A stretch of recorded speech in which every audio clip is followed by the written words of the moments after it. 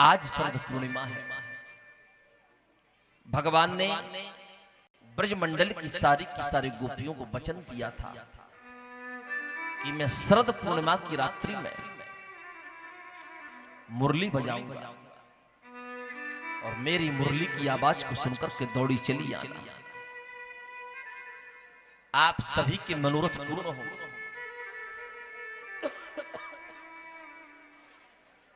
निशम्य गीतम नद नंग बर्धनम ब्रजा स्त्रियः कृष्ण गृहीत मानसा आजग्मुरन्यो मन लक्षितोद्यमा सायत्रिकांतो जब लोल कुंडला। सुंदर शरद पूर्णिमा की रात्रि है। भगवान निधिवन में बैठे हैं। सुंदर भगवान ने मुरली बजाई। ध्यान से सुनिएगा, यहां से जिस प्रसंग का शुभारंभ हो रहा है इसे महाराष्ट्र की कथा कही जाती है। श्रीमद् भागवत महापुराण के ये जो 5 अध्याय है ये भगवान श्री कृष्ण के प्राण है। प्रत्येक व्यक्ति के जीवन में 5 प्राण होते हैं, प्राण, अपान, व्यान, समान और उदान। तो श्रीमद् भागवत महापुराण के जो रास पंचाध्यायी के 5 अध्याय हैं ये भगवान के प्राण हैं। और महारास की कथा ना कोई पुरुष सुन सकता ना कोई स्त्री सुन सकती। ये महारास की कथा स्त्री और पुरुष से परे है। ये महाराज की कथा केवल वही सुन सकता है और उसी को समझ में आ सकती है जिसके अंदर गोपी भाव हो।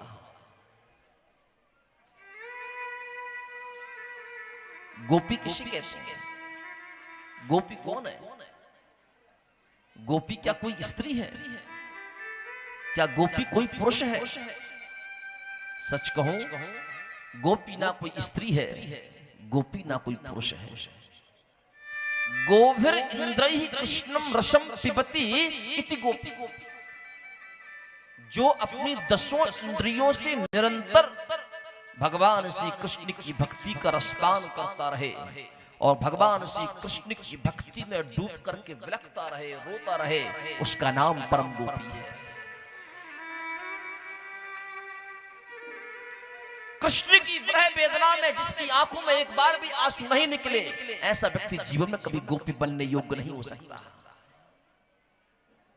गोपी किसी स्त्री का नाम नहीं है, गोपी किसी पुरुष का नाम नहीं है।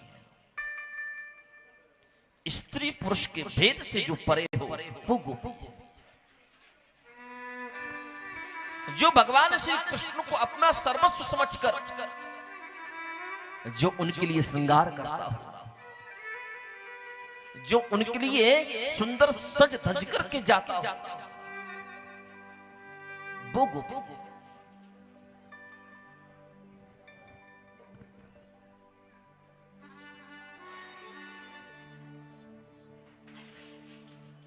भगवान महादेव भी गोपी बने।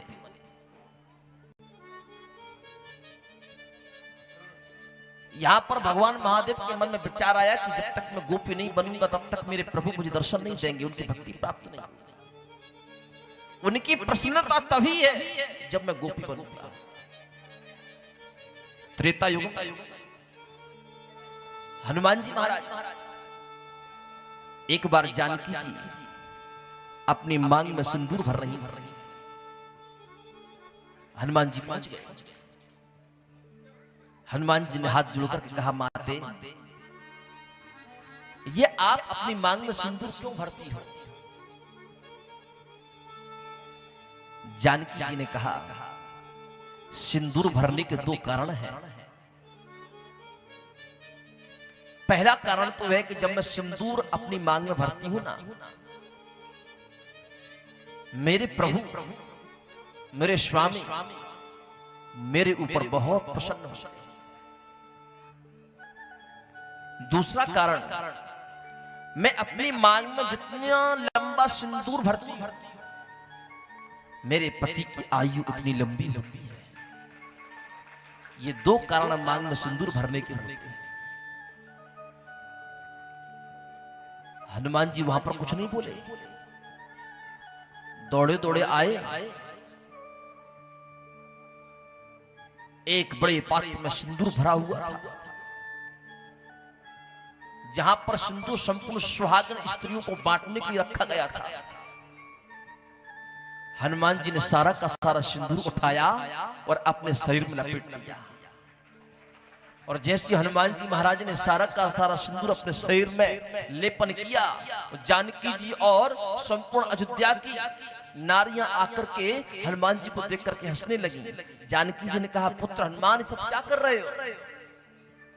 हनुमान जी एक क्षण के लिए तो शर्मा गए, फिर कहने लगे, माता जी जब इतने छोटे से सिंदूर लगाने से जब प्रभु इतने प्रसन्न हो सकते हैं, जब उसी सिंदूर को मैं संपूर्ण शरीर में लगाऊंगा तब प्रभु कितने प्रसन्न हो सकते हैं।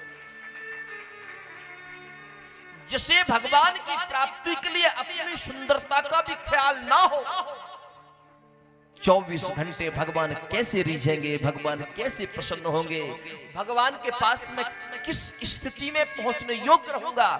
जिसकी जीवन की ये पद्धति निरंतर हो, उसका नाम गोपी है। हम और आप संसार को रिझाने के लिए श्रृंगार करते हैं, लेकिन ब्रजमंडल की गोपियां परमात्मा को रिझाने के लिए श्रृंगार करती हैं।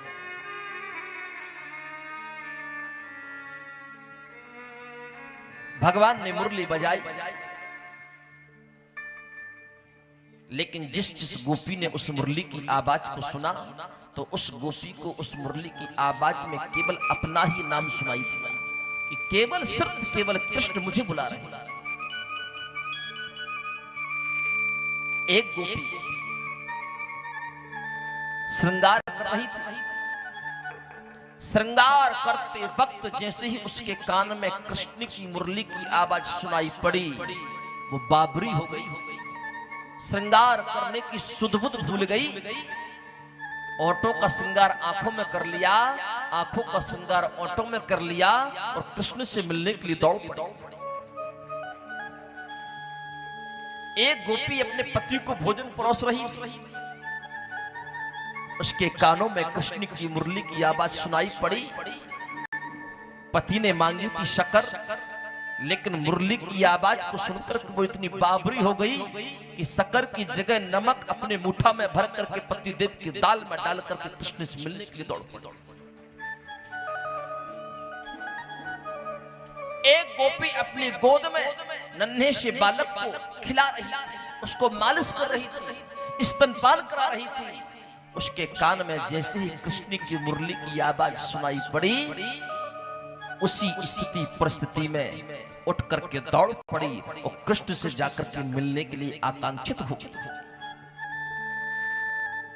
एक गोपी अपने पति के चरणों को दबा रही थी, उसके कान में मुरली की आवाज सुनाई पड़ी। वो गोपी जाने लगी, उसके पति ने हाथ पकड़ लिया।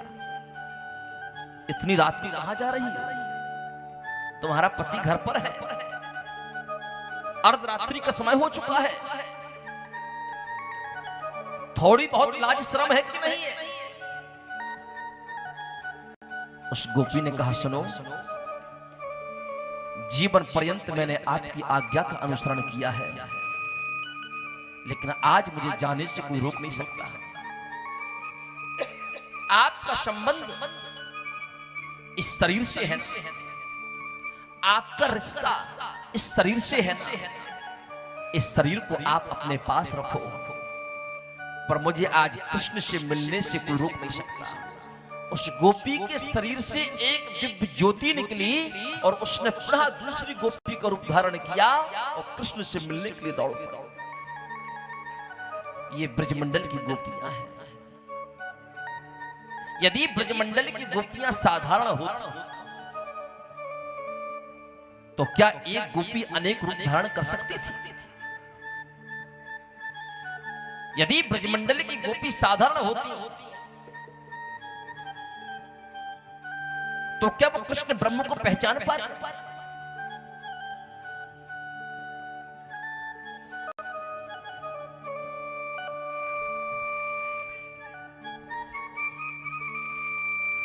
नहीं पहचान पाते, क्योंकि जो ब्रजमंडल की गोपियां हैं ये साधारण नहीं,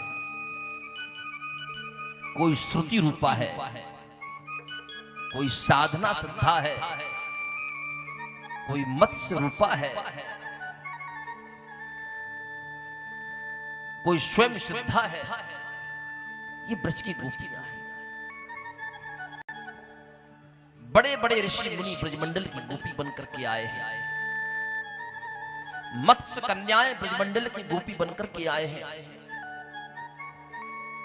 बड़े बड़े स्वयं सिद्ध महायोगी ब्रजमंडल की गोपियां बनकर के आए हैं।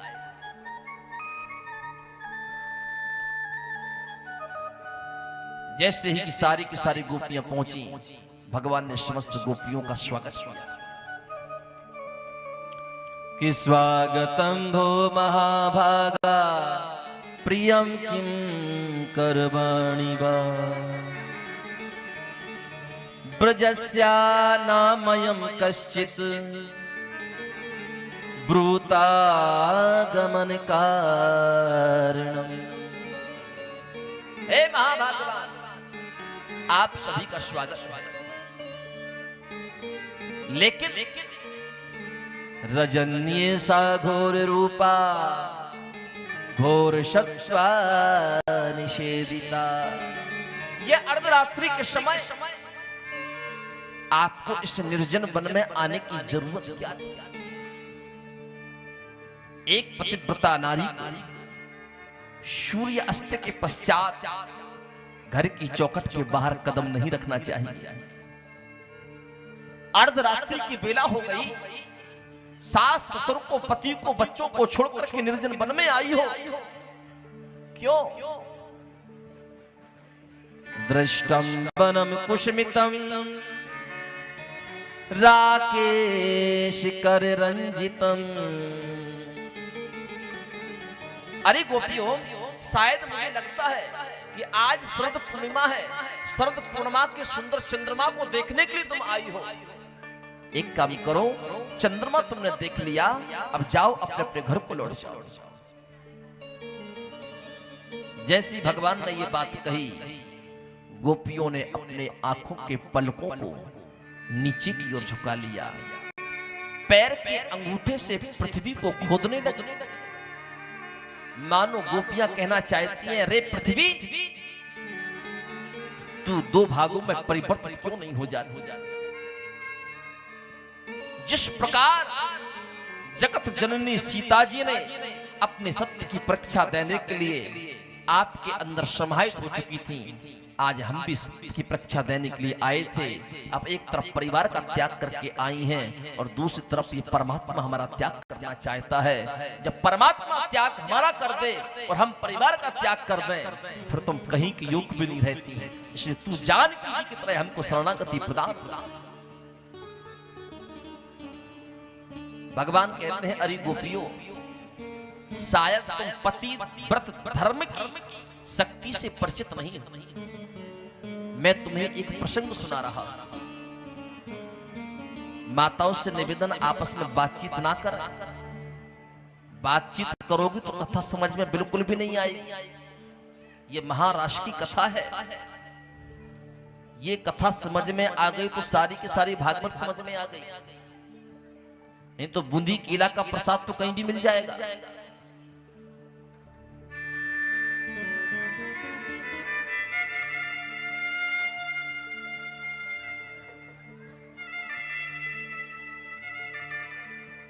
भगवान सुखदेव कहते, राजन,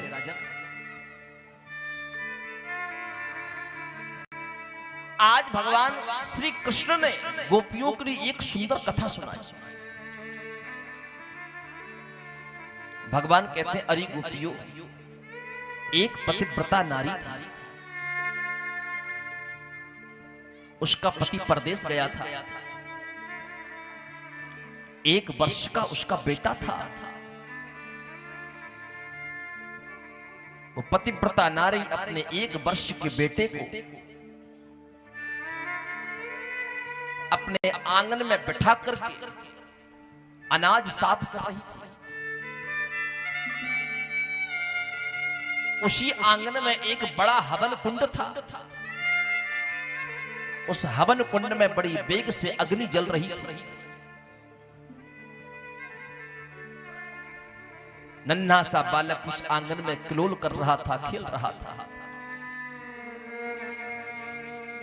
अनायास उसका पति परदेश से वापस लौट करके आया।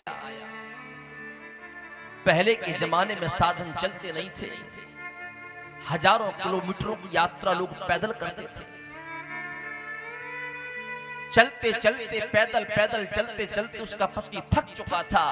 वो जैसे घर में आया, पत्नी आंगन में बैठी थी, पत्नी की गोद में सर रख करके लेट गया और उसकी आंख लग गई। जैसी उसकी आंख लगी,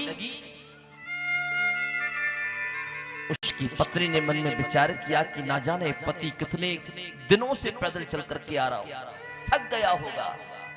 इसको यदि मैं जगाऊंगी, इसकी नींद भंग हो जाएगी। कहीं ऐसा ना हो कि मैंने इनको जगाया और ये क्रोधित हो गए। और मैं नहीं चाहती कि मेरे जीवन में मेरा पति एक बार भी क्रोधित हो।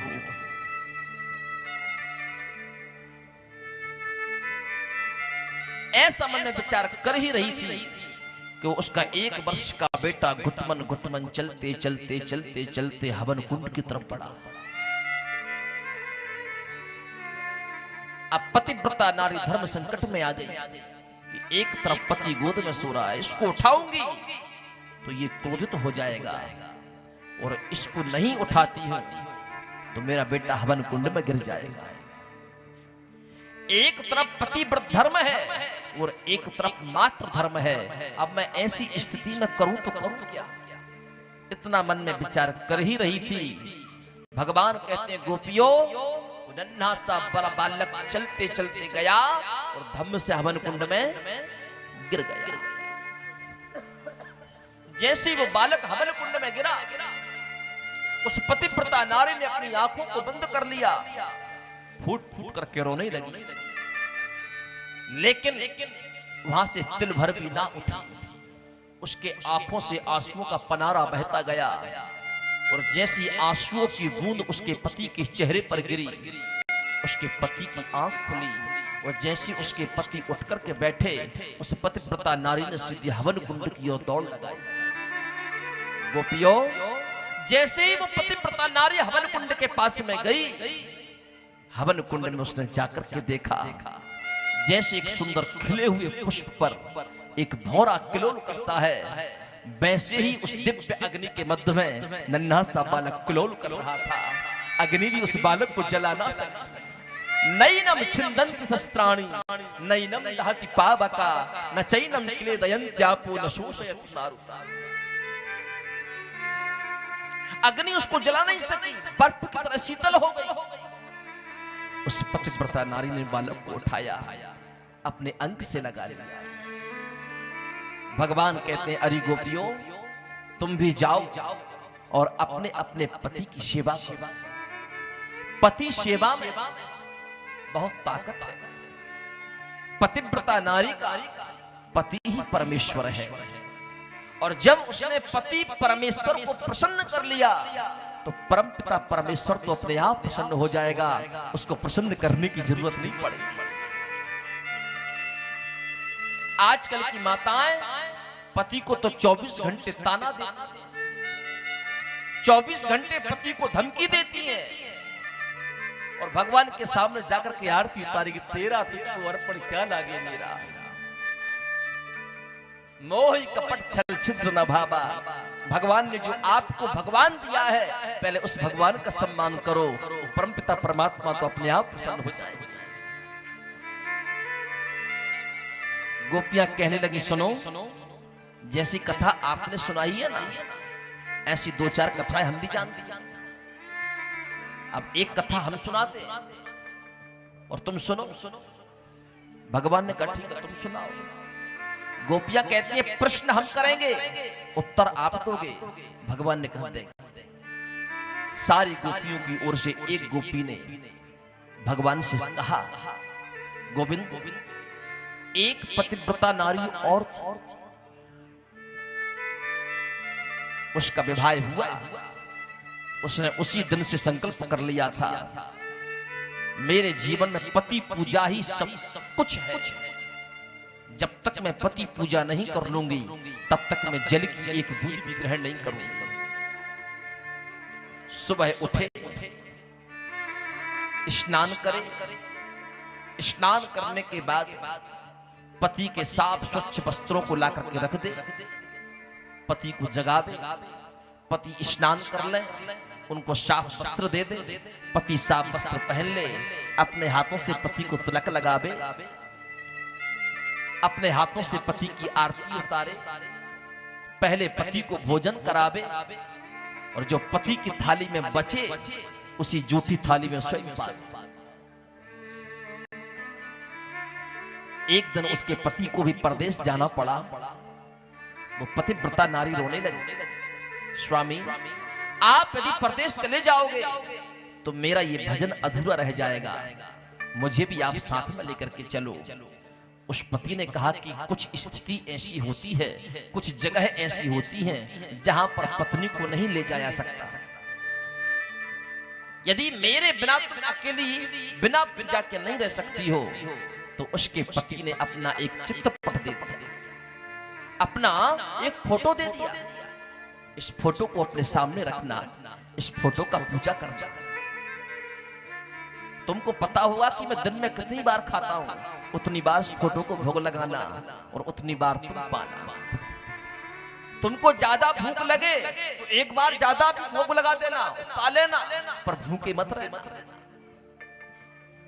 पति चला गया परदेश, पतिव्रता नारी ने अंदर से दरवाजा बंद कर लिया, चित्रपट रूपी पति की पूजा करती, एक कपड़े को गीला करती, पानी में भिगोती, चित्रपट को पोंछ लेती, चित्रपट को चंदन लगाती, चित्रपट की आरती उतारती, भोजन का थाल चित्रपट के सामने रखती और चित्रपट के सामने बैठकर उस भोजन को गोपियां कहती हैं, गोविंद एक दिन की बात है कि जब चित्रपट रूपी पति की पूजा करके उसने चित्रपट रूपी पति को ग्रास तोड़ करके भोग लगाना चाहा, परदेश से उसका पति वापस लौट करके आ गया। दरवाजा अंदर से बंद था, आवाज लगाई, दरवाजा खोलो। गोविंद अब तुम बताओ, दरवाजा खोलना चाहिए या नहीं खोलना चाहिए? यदि दरवाजा खोलने की जाती है तो ये पूजा अधूरी रह जाएगी, और दरवाजा खोलने के लिए यदि नहीं जाती है तो उसका पति बहुत समय तक इंतजार करता रहेगा, कहीं वो क्रोधित ना हो जाए। तो ऐसी स्थिति में क्या करना चाहिए? भगवान कहते हैं, पगली जब तुम चित्रपट की पूजा कर रही हो और चित्रपट की पूजा करते करते यदि प्रत्यक्ष पति तुम्हारे सामने आ गया है तो चित्रपट की पूजा को वहीं पर रोक करके प्रत्यक्ष पति की पूजा करनी चाहिए। गोपियों ने कहा, बस आपने हमारे प्रश्न का उत्तर दे दिया। जो अभी तक हम जिन पति की पूजा करती आई हैं वो तो आपके द्वारा दिए हुए एक चित्रपट है। आत्मा का सच्चा पति तो परमात्मा होता है, और आज आप हमारे सामने आ गए हो, इसलिए हम चित्रपट रूपी पति को त्याग कर परमात्मा रूपी पति की पूजा करने के लिए आए। मेरे तो गिरधर गोपाल दूसरो न कोई, मेरे तो गिरधर गोपाल दूसरो न कोई, मेरे तो गिरधर गोपाल दूसरो न कोई।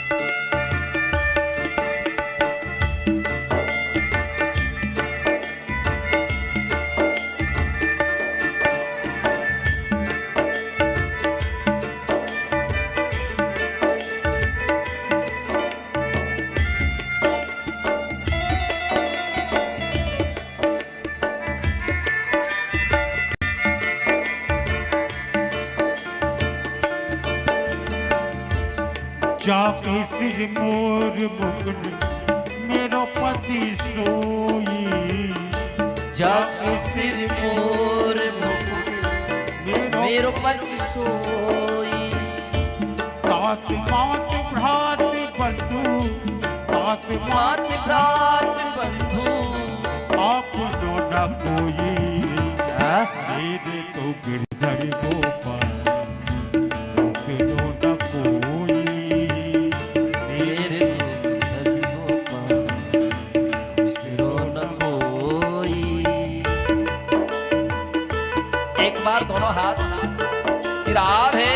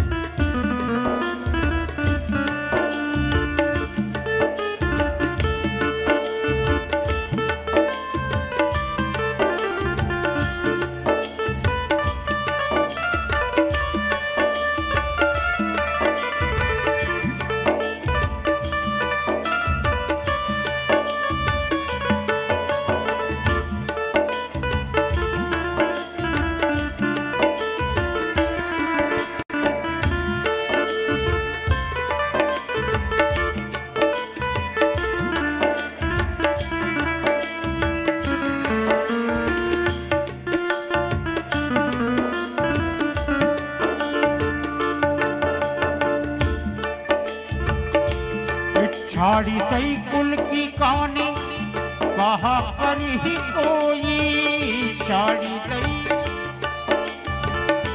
कहा कर है कोई, संतन संग बैठी बैठी लोक लाज कोई, मेरे तो गिरधर गोपाल दूसरो न कोई, मेरे तो गिरधर गोपाल दूसरो न कोई।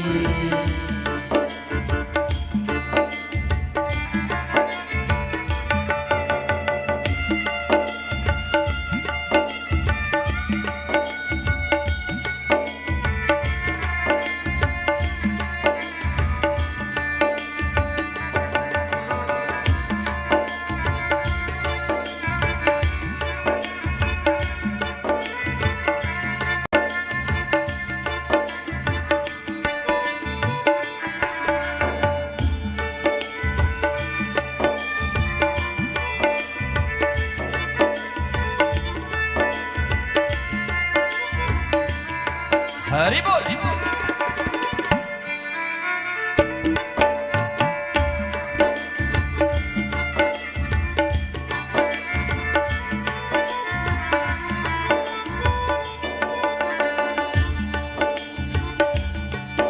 चुनरी के किए टूक ओढ़नी निलोई, चुनरी के किए टूक ओढ़नी बिलोई, मोती मुंगे उतार, मोती मुंगे उतार, बनमाला कोई, मेरे तो गिरधर गोपाल दूसरो न कोई, मेरे तो गिरधर गोपाल दूसरो न कोई।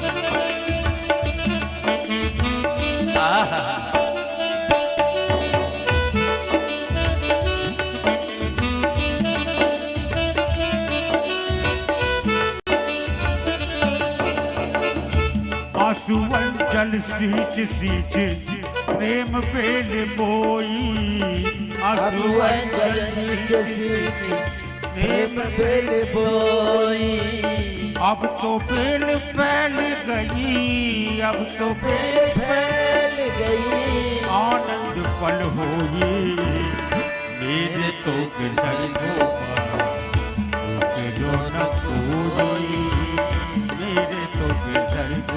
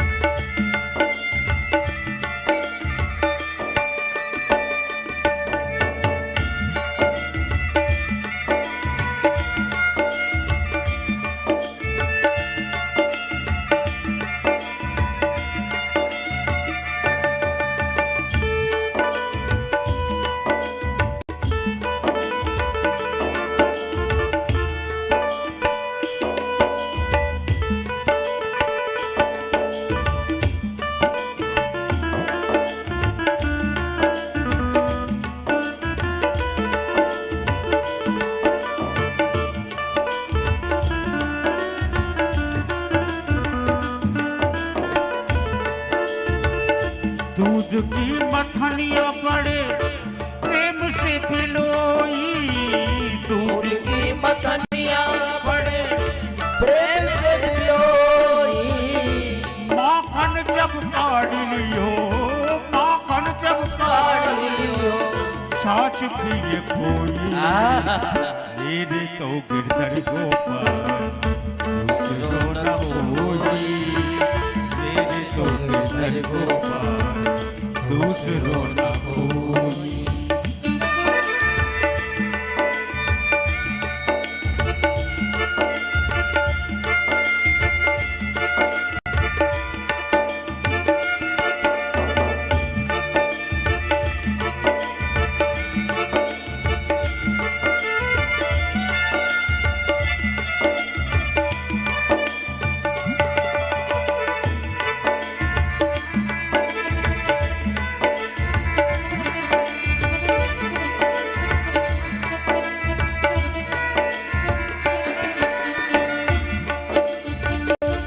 भगत देख राजी भई जगत देख रोई, भगत देख राजी हुई जगत देख रोई। दास मीरा लाल गिरधर, दास मीरा लाल गिरधर, तारो अग मोही। मेरे तो गिरधर गोपाल दूसरो न कोई, मेरे तो गिरधर गोपाल दूसरो न कोई, दूसरो न कोई, दूसरो न कोई।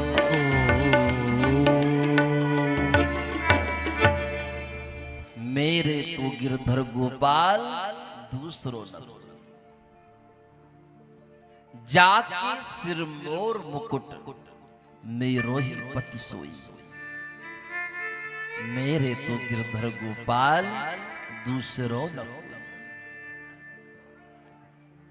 भगवान समझ गए कि सारी की सारी गोपियां संसार की वासना को त्याग करके उपासना अपने साथ में लेकर के मेरे पास आई। ये महाराज की कथा कहना चाहती है, जब आप भगवान के पास पहुंचो तो संसार की वासना को त्याग दो और उपासना को प्रकट करो। जब उपासना को लेकर के परमात्मा के समक्ष पहुंचोगे तब आपकी भक्ति स्वीकार होगा। वासना युक्त भगवान के पास पहुंचोगे, भगवान आपको नहीं मिलेंगे। आज सारी की सारी गोपियां वासना को त्याग करके आई। भगवान ने कहा ठीक है, मैं तुम पर प्रसन्न हूं, चलो मेरे साथ। जितनी गोपियां थीं उतने ही श्री कृष्ण हो गए। महारास होने लगा। गोपियों के मन में अहंकार जन्म लेता है कि सिर्फ कृष्ण मेरे अलावा श्री कृष्ण किसी और के नहीं। भगवान कहते हैं कि जब जीव को अहंकार हो जाए तो अहंकार रूपी हिरण्यकश्यप के सामने जब तक मैं उस अहंकार का वध ना कर दूं, हिरण्यकश्यप का वध ना कर दूं, तब तक मैं चैन से नहीं बैठता। भगवान वहां से अंतर्ध्यान हो गए। गोपियां तड़पने लगी, बिलखने लगी, श्री कृष्ण कहां है, श्री कृष्ण। सेवा कुंज में किशोर जी को लेकर के आए, पर आराध्य श्री किशोर जी ने मन में विचार किया, यदि मैं इनके साथ रहूंगी तो सारी की सारी गोपियां इनकी भक्ति से वंचित हो जाएंगी। तो किशोर जी ने यहाँ पर एक सुंदर लीला की। किशोर जी ने कहा, अब मैं चल नहीं सकती हूं, मैं बहुत थक चुकी हूं। भगवान ने कहा, गोपियां ढूंढते ढूंढते हमको यहाँ पर आ जाएंगी, जल्दी दूसरी जगह चलते हैं।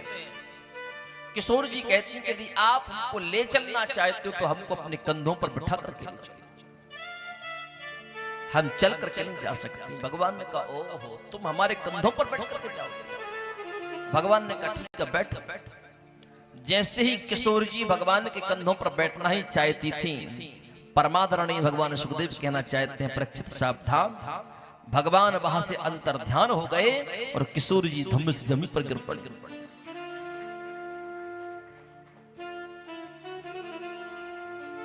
किशोर जी ने देखा कि जो श्याम सुंदर मेरे पास थे वो तो मुझे भी छोड़कर चले गए। यहाँ पर किशोर जी रोती हैं, वहां से सारी की सारी गोपियां बिलख तड़पते हुए किशोर जी के पास आए। किशोर जी सारी की सारी गोपियों को लेकर के यमुना के पावन तट पर पहुंचे और श्रीमद् भागवत महापुराण का एक परम सुंदर गीत है जिसको गोपी गीत के नाम से जाना जाता है। सारी की सारी गोपियों ने गोपी गीत का वहां पर उच्चारण किया। जयति तेधिकम जन्मना ब्रजा श्रयत इंदिरा शश्वदत्र दयित दृश्यताम दिक्षुता विकास त्वयि धृतां सबास त्वाम विचिन विचिन। हे प्रभु, हम तो इस जीवन में आपकी भक्ति करने के लिए आए, भक्तों पर कृपा करने के लिए, अजन्मा होने के बाद भी आप मनुष्य योनि में आकर के जन्म लेते हो। हम संपूर्ण ब्रजवासियों की रक्षार्थ हेतु अजन्मा होने के बाद भी आप जन्म लेकर के आए और आपके आने से ये संपूर्ण ब्रजमंडल स्वर्ग से ज्यादा भी प्रिय हो गया। ब्रजमंडल के सामने स्वर्ग भी ना कुछ है। इंदिरा साक्षात लक्ष्मी भी इस ब्रजमंडल में आने के लिए तरसती है।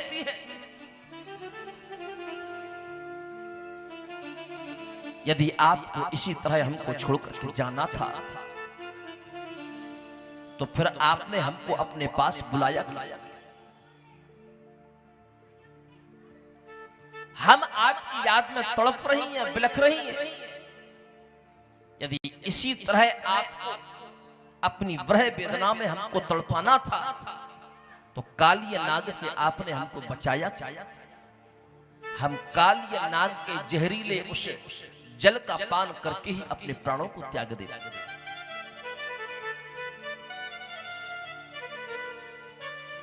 सारी की सारी गोपियों ने इस सुंदर गोपी गीत को भगवान प्रभु श्री कृष्ण के चरणों में समर्पित किया। भगवान श्री कृष्ण वहां पर पुनः प्रकट हो गए। मानो भगवान श्री कृष्ण कहना चाहते हैं, अरे गोपियों, जब तक मेरे भक्तों के अंतःकरण में अभिमान रहता है तब तक मैं अपने भक्तों से बहुत दूर चला जाता हूं। और जैसे ही मेरे भक्त अपने अहंकार का त्याग कर देते हैं मैं स्वतः उनके मध्य में प्रकट हो जाता हूं। इसलिए तुम सभी का अहंकार दूर हो गया है। अब मैं पुनः तुम्हारे पास आ गया हूं। जितनी गोपियां थी उतने ही श्री कृष्ण हो गए और सुंदर महारास प्रारंभ हुआ।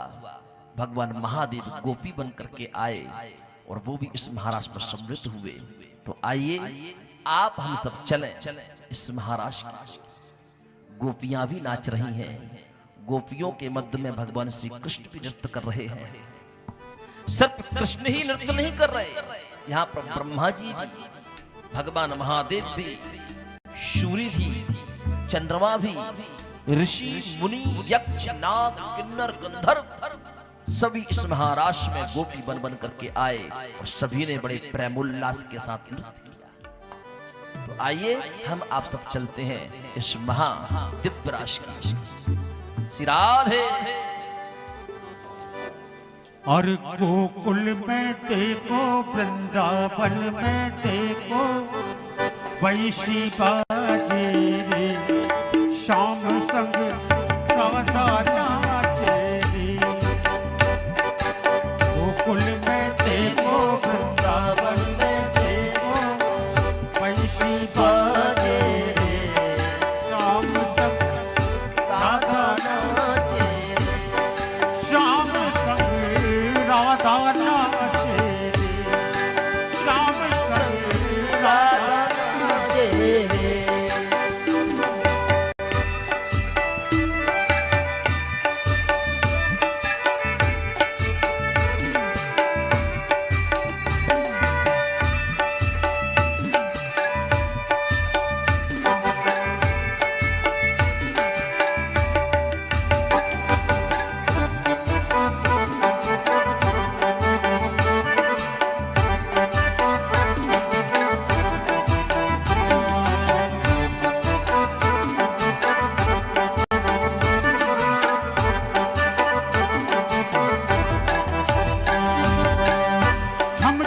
नाचे राधा रानी सुन के मीठी मुरलिया छम छम नाचे राधा रानी सबके मीठी मुरलिया शाम छवि पर सब बलिहारी गोपी ग्वाल और कलिया शाम छवि पे सब बलिहारी गोपी ग्वाल और गैया सरर सरर चाले रे सरर सरर चाले रे मधुरीपुर बाई रे देखा गाये रे श्याम संग श्याम संग राधा नाचे गोकुल में देखो वृंदावन में देखो बंशी बाजे रे श्याम संग राधा नाचे श्याम संग राधा नाचे रे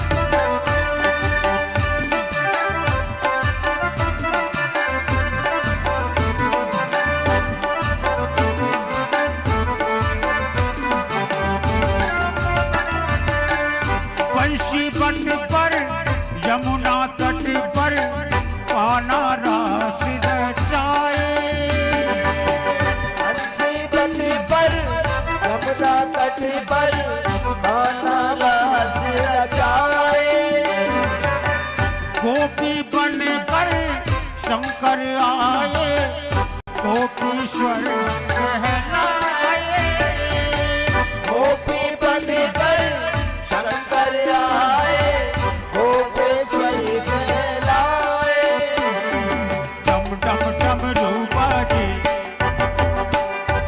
डम डम डम रूपा जी कान्हा की मुरली पर जग सारा नाचे रे श्याम संग राधा नाचे रे श्याम संग राधा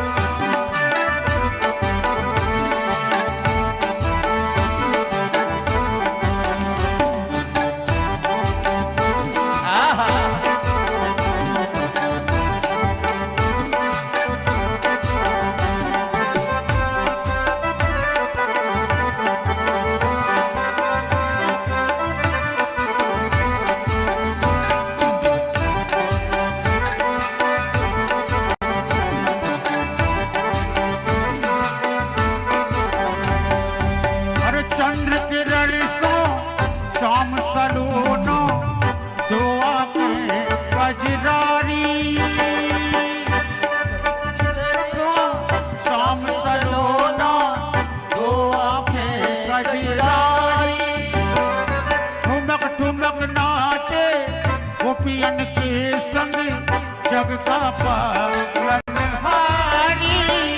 ठुमक ठुमक नाचे गोपियन के संग जग का पालनहारी श्याम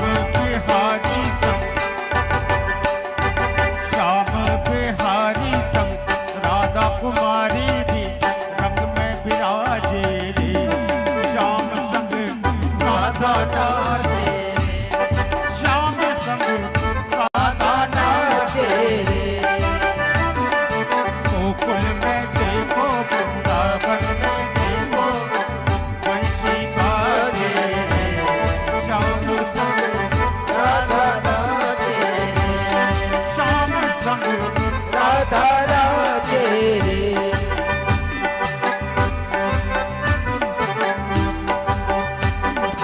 राधा नाचे कृष्ण नाचे नाचे गोपी जने राधा नाचे कृष्ण नाचे नाचे गोपी जने मन में रोपण गयो सखी पावन वृंदावन मन में रोपण गयो सखी पावन वृंदावन राधा नाचे कृष्ण नाचे नाचे गोपी जने राधा नाचे कृष्ण नाचे नाचे गोपी जने मन में रोपण गयो सखी पावन वृंदावन मन में रोपण गयो सखी पावन वृंदावन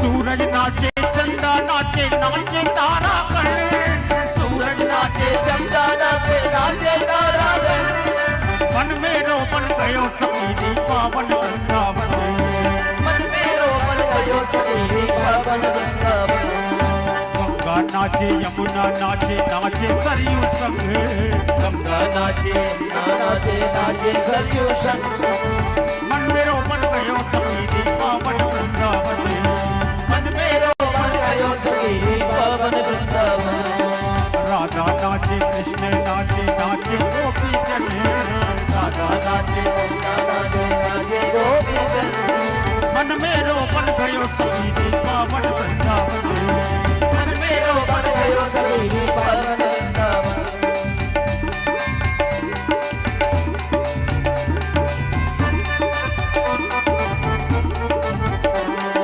गंधर्व नाचे ऋषि मुनि नाचे नाचे देवगण गंधर्व नाचे ऋषि मुनि नाचे नाचे देवगण ब्रह्मा नाचे शंकर नाचे नाचे नंदीगण ब्रह्मा नाचे शंकर नाचे नाचे नंदीगण राधा नाचे कृष्ण नाचे नाचे गोपी जने राधा नाचे कृष्ण नाचे नाचे गोपी जन मन में रोपण गयो सखी पावन वृंदावन ओ मन में रोपण गयो सखी पावन वृंदावन अरे मन में रोपण गयो सखी पावन वृंदावन मन में रोपण गयो सखी पावन वृंदावन पावन वृंदावन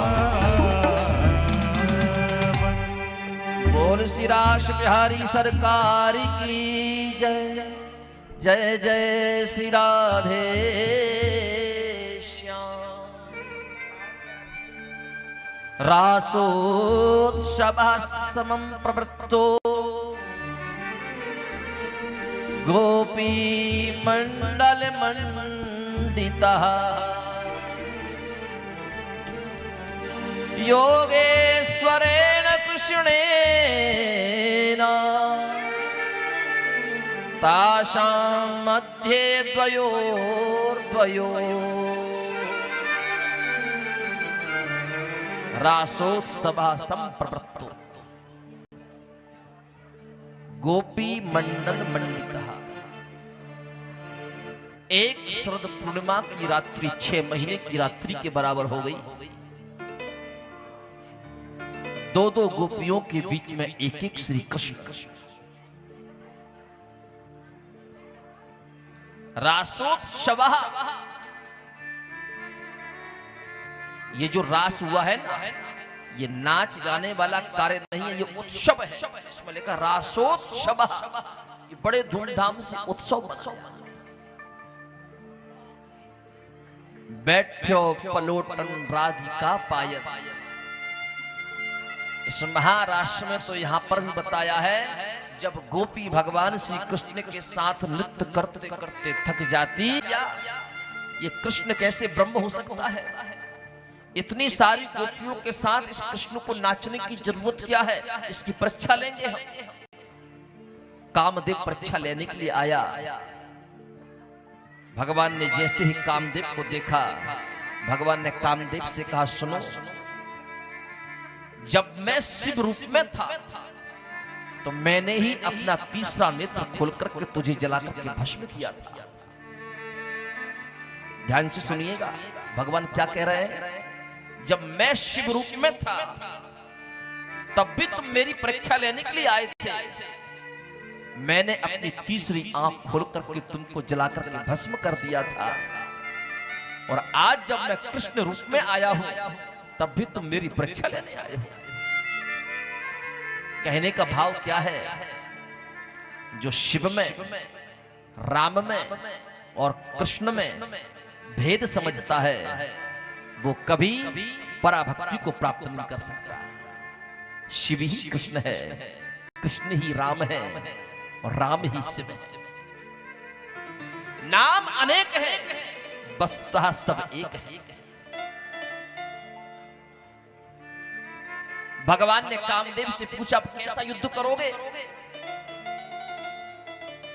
कामदेव ने कहा, जैसा आप चाहो वैसा युद्ध करूंगा। भगवान सुखदेव जी कहते हैं, राजन, भगवान ने अपने बंसी की ऐसी तान छेड़ी कि मुरली की सुंदर तान को सुनकर के कामदेव उल्टा हो गया। राग के बंधनों से कामदेव को भगवान ने आकाश मंडल में उल्टा टांग दिया। भगवान ने कामदेव से कहा कि जब तक ये महारास का उत्सव चलेगा, ना तुम किसी गोपी का स्पर्श कर पाओगे और ना तुम श्री कृष्ण का स्पर्श कर पाओगे। जब गोपी और कृष्ण में जब काम का स्पर्श होगा ही नहीं, तो ये सांसारिक रास कैसे हो सकता है? ये काम से परे है। लोग इस महाराष्ट्र के ऊपर अनर्गल टिप्पणियां करते हैं, नाना प्रकार की चर्चाएं करते हैं।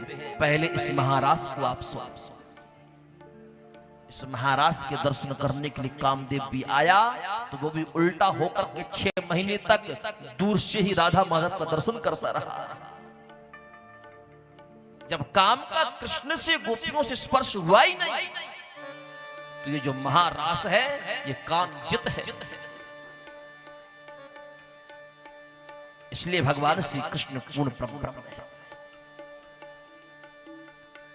और पूर्ण ब्रह्म जिन गोपियों के चरणों को अपने हाथों से दबा रहे हैं, क्या वो गोपी साधारण हो सकती है? वो गोपी भी साधारण नहीं है।